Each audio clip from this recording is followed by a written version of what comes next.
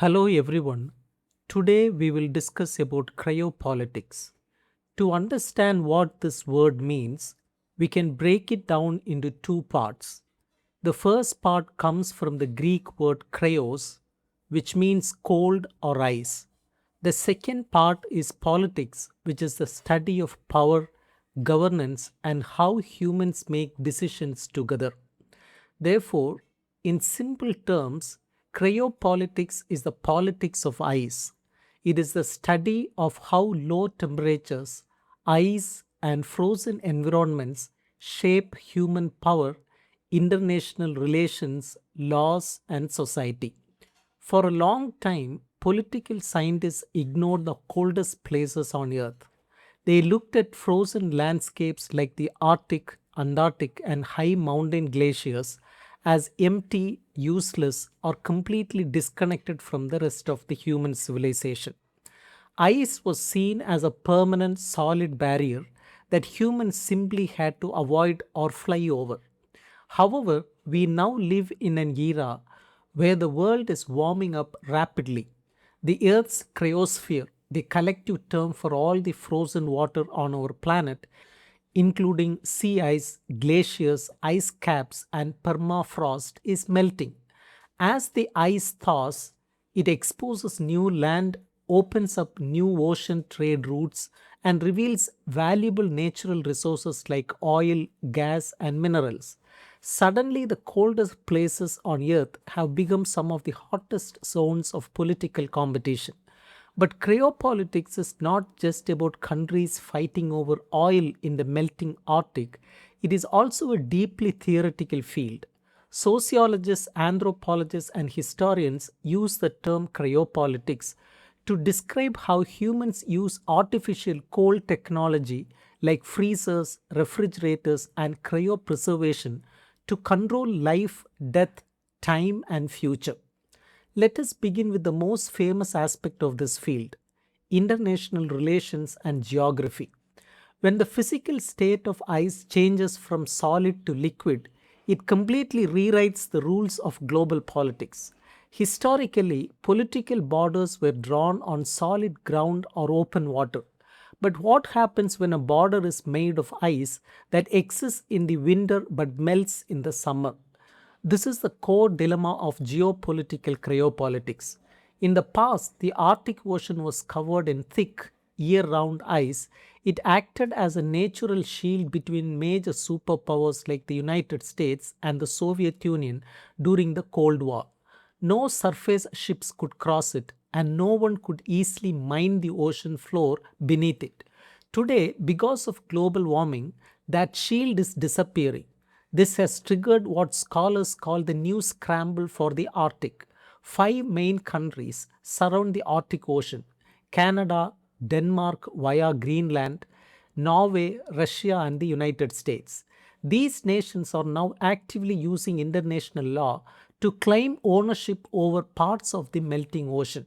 As the ice thaws, two major seasonal shipping shortcuts are opening up. The northern sea route runs along the coast of Russia, and the northwest passage runs through the islands of northern Canada. Using these frozen pathways can cut the travel time for cargo ships moving between Asia and Europe by up to 40% compared to traditional routes like the Suez Canal. This saves companies millions of dollars in fuel. However, this creates intense political tension. For example, Canada claims that the Northwest Passage runs through its internal waters, meaning Canada has the right to regulate or block foreign ships. On the other side, the United States argues that the passage is an international strait, meaning any ship should be allowed to pass freely. This disagreement is a classic example of cryopolitical dispute, a conflict born directly out of changing physical landscape of ice. Underneath the Arctic lies an estimated 13% of the world's undiscovered oil and 30% of its undiscovered natural gas, alongside massive deposits of rare earth minerals. Under the United Nations Convention of the Law of the Sea, countries can claim economic control over the ocean floor if they can prove their continental shelf extends out into the sea. Countries are literally sending submarines to drop flags on the underwater mountain ranges of the Arctic. They are using scientific data about underwater rocks to justify their political expansion, transforming science into a tool of national ambition. Cryopolitics is no longer just for countries that physically touch the ice. Nations far from the North Pole are declaring themselves stakeholders. For instance, China has officially labeled itself a near Arctic state and has invested heavily in Arctic shipping routes, mining projects, and scientific research stations.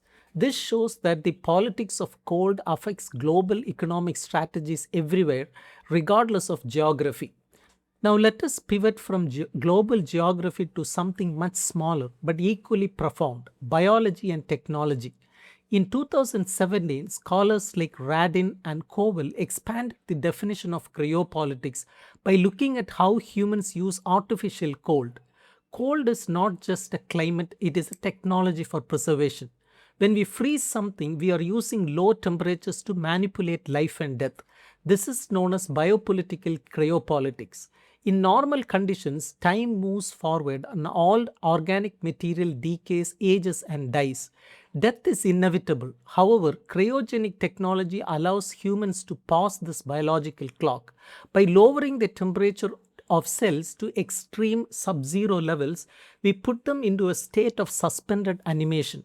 The cells are not actively living, but they are not dead either. They are held in a waiting room between life and death. This ability to suspend life introduces massive political, ethical, and commercial questions. Who owns those frozen cells? Who decides when they should be woken up? As we face a global biodiversity crisis, scientists are building giant cryobanks to safeguard genetic material. A famous example is the Svalbard Global Seed Vault, built deep inside a frozen mountain on a remote Norwegian island. It holds millions of seed samples from across the globe, serving as a fail-safe backup map of the world's crops in case of nuclear war, climate collapse, or asteroids. Similarly, scientists are freezing the eggs, sperm, and tissue of engendered animals. There are even serious scientific projects aimed at de extinction, using preserved DNA to bring back extinct creatures like the woolly mammoth. This creates a new form of power. The institutions and wealthy nations that control these frozen walls get to decide which species are saved from extinction and which ones are left to disappear. Cryopolitics reveals that the power to preserve genetic material is also the power to curate the future of nature itself. On a human scale, cryopolitics shapes modern families and medicine. Everyday people freeze their eggs, sperm, and embryos. This allows individuals to postpone having children due to career goals, health treatments, or personal choices. However, access to this technology is highly unequal. It is expensive and largely concentrated in wealthy, industrialized societies. Furthermore, it creates legal nightmares. If a couple separates, who keeps the frozen embryos? Can a person legally inherit property from a biological parent who was kept frozen for 50 years? Here, artificial cold directly challenges our traditional legal definitions of human identity, kinship, and parenthood. Ice is a unique archive. It does not just sit there, it remembers. Temporal cryopolitics explores how ice alters our understanding of history, the present, and the distant future. Deep inside glaciers and polar ice sheets lies a record of Earth's ancient atmosphere. Every year, falling snow traps tiny bubbles of air before freezing into solid ice. By drilling deep into glaciers and extracting long cylinders called ice cores, scientists can read these ancient layers like pages in a history book. They can tell us exactly what the air tasted like 800,000 years ago, tracking how greenhouse gases have risen since the Industrial Revolution. This scientific archive has massive political value. Climate scientists use ice cores as objective material evidence to pressure governments into passing environmental laws. On the other hand, climate change deniers or fossil fuel interests have historically tried to challenge or suppress this cryospheric data. The ice core is not just a scientific object, it is a political document. As the cryosphere thaws, it does not just reveal data, it releases ancient dangers that were supposed to remain locked away forever. In recent years, thawing permafrost in Siberia has exposed the preserved carcasses of ancient animals, but it has also released spores of dangerous diseases like anthrax, leading to outbreaks among local reindeer herds and nomadic communities. Scientists worry that ancient viruses, dormant for tens of thousands of years, could re enter the ecosystem. Additionally, melting ice is exposing human trash from the recent past. In Greenland, an abandoned top secret US military base from the Cold War called Project Iceworm was buried deep inside the ice sheet. The US military left behind toxic chemical waste, radioactive coolant, and thousands of tons of fuel, believing the ice would keep it safely frozen forever. Now, as the ice sheets melts faster than expected, that toxic waste is moving toward the ocean, triggering tense diplomatic arguments between Greenland, Denmark, and the United States over who is responsible for cleaning it up. In temporal cryopolitics, we see that freezing something does not make it disappear, it merely delays the problem of future generations. Finally, we must talk about the human face of cryopolitics. Ice is not just an abstract concept for scientists and politicians. For millions of people, ice is home, a highway, a source of food, and a sacred part of their cultural identity. Socio-ecological cryopolitics examines how ice loss deepens social injustices and threatens human rights. For indigenous peoples of the Arctic, such as the Inuit, the Sami, the Nenets, and many others, the cryosphere is fundamental to survival. They have spent thousands of years developing deep traditional knowledge on how to navigate, hunt, and live safely on sea ice and permafrost. When Western governments and corporations look at the melting Arctic, they often see a blank canvas of opportunity, new shipping routes, new oil wells, new tourist destinations. But for indigenous communities, this perspective is deeply harmful. To them, the melting of the ice is not an economic opportunity, it is an existential crisis.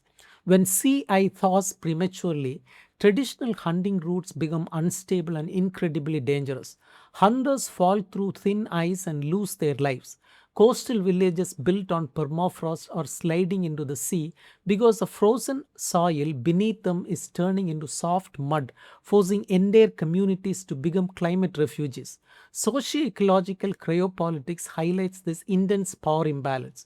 The choices made by wealthy, high-emitting societies in temperate zones cause global warming, but the devastating consequences are felt first and most severely by indigenous polar communities who contributed the least to global emissions. There is also massive global inequality in who has access to artificial cold. Think about the global food supply chain. In wealthy countries, we take the cold chain for granted. Refrigerated trucks, container ships, and supermarkets allow fresh food to travel thousands of miles without spoiling. However, in many developing nations, a lack of reliable electricity and cooling infrastructure means that up to 30 to 40% of harvested food spoils before it ever reaches a consumer. This leads to severe food insecurity and economic loss for poor farmers. The same inequality applies to healthcare. During global health crisis, life-saving vaccines often require continuous ultra-low temperature storage to remain effective. Countries without advanced cold chains struggle to distribute these medicines to their citizens. In this way, access to cold is a matter of life and death, reinforcing the deep divide between the global north and global south.